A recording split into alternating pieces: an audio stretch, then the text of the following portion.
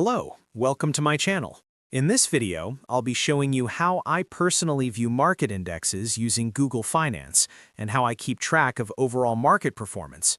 So in this Google Finance tutorial, I'm walking you through how I explore market indexes directly on the platform. When I open up Google Finance, I usually go to the main screen and look over to the right-hand side where the Market Trends section is located.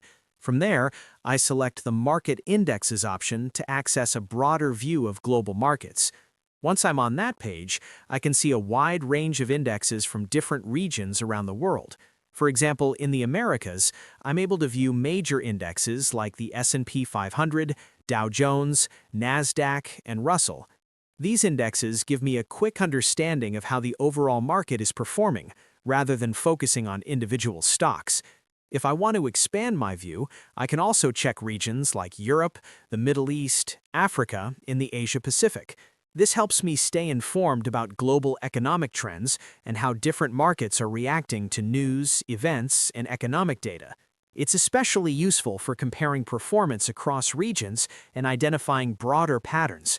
What I like about this feature is how organized and accessible everything is.